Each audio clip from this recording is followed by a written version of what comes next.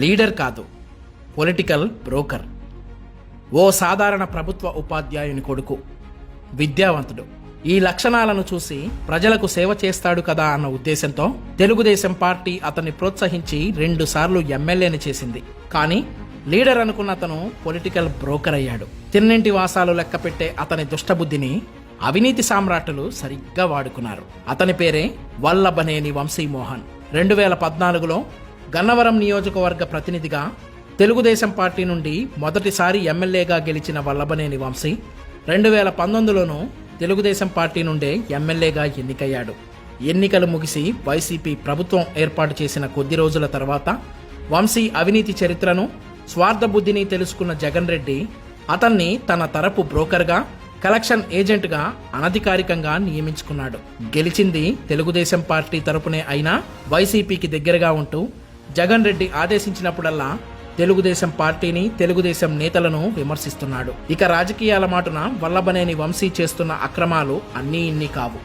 భూ కబ్జాల నుండి క్యాజినోల వరకు, అక్రమ మైనింగ్ నుండి సెటిల్మెంట్ల వరకు ఒక్క తన నియోజకవర్గంలోనే కాకుండా ఉభయ తెలుగు రాష్ట్రాల్లో ప్రముఖ రాజకీయ నాయకుల అసాంఘిక కార్యకలాపాలకు పవర్ బ్రోకర్గా తయారయ్యాడు వంశీ. బార్ నిర్వాహకులు, విద్యా సంస్థల అధినేతలు, పారిశ్రామికవేత్తలు, భవన నిర్మాతలు, కాంట్రాక్టర్లు ఎవరైనా సరే వంశీకి సూట్ కేసులు సమర్పించుకోవాల్సిందే. ఈ కలెక్షన్ల కోసం తన పరిధిలోని 4 మండలాల్లో 4 సబ్ బ్రోకర్లను ఏర్పాటు చేసుకున్నాడు వంశీ. శతాబ్దాల చరిత్ర కలిగిన గన్నవరం బ్రహ్మలింగం చెరువు అక్రమ తవ్వకాల విషయమై ఆంధ్రప్రదేశ్ హైకోర్టు ఇటీవలే వంశీకు చివాట్లు పెట్టింది. దేవాలయాన్ని, దేవుడి విగ్రహాన్ని తరలించి మరీ కోట్ల రూపాయల మట్టిని తవ్వించి అమ్ముకున్నాడు వంశీ. బాపులపాడు తహసీల్దార్ సంతకాన్ని ఫోర్జరీ చేసి భూమిని కొట్టేశాడన్న అభియోగంపై 2019 అక్టోబర్లో ఇతగాడి మీద కేసు బుక్ అయింది. తనకు కమిషన్ ఇవ్వలేదన్న కోపంతో హనుమాన్ జంక్షన్ వద్ద ఫ్లైఓవర్ నిర్మాణాన్ని అడ్డుకున్న వంశీ తనకు వీటాక్స్ ముట్టాకే పనులు జరగనిచ్చాడు. అవుటుపల్లి, గొల్లపూడి ఔటర్ రింగ్ రోడ్ నిర్మాణాలలోనూ ఇదే తంతు. హైదరాబాద్, విజయవాడలలో వివాదాస్పద భూములు తాకట్టు పెట్టి బ్యాంకుల నుండి 230 కోట్ల రూపాయల రుణం తీసుకున్నాడు.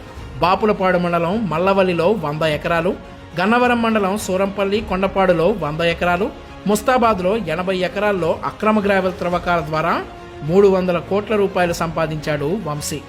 వైసీపీ నేతలకు ఏమాత్రం తగ్గకుండా జగనన్న కాలనీల పేరిట పోరంబోకు, లోతట్టు భూములను తన అనుచరులతో చౌకగా కొనిపించి ఎకరా 10 లక్షల రూపాయలు కూడా చేయని భూములను ప్రభుత్వంతో 50 లక్షల రూపాయలకు కొనిపించాడు వంశీ.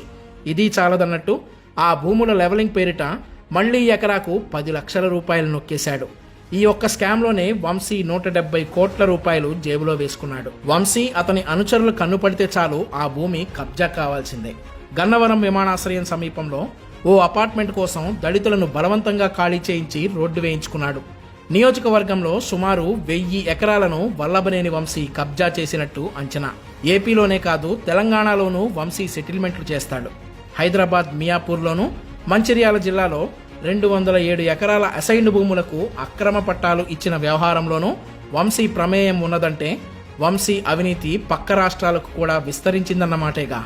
గత సంక్రాంతికి గుడివాడలో 3 రోజుల పాటు గోవా తరహా క్యాజినో నిర్వహించిన సంగతి అందరికీ తెలిసిందే.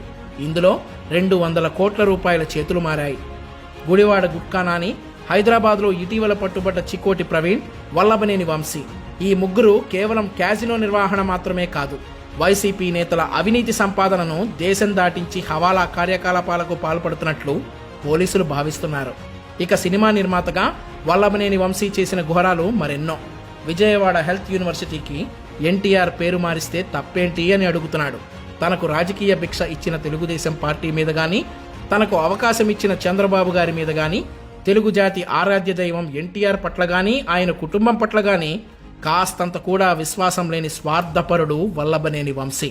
2024 ఎన్నికల్లో గన్నవరం ఎమ్మెల్యేగా వైసీపీ నుండి పోటీ చేస్తాడట. మీరేమంటారు? ఇలాంటి ద్రోహిని, అవినీతి పరుడిని, పొలిటికల్ బ్రోకర్ని ఎన్నుకుందామా? ఆలోచించండి.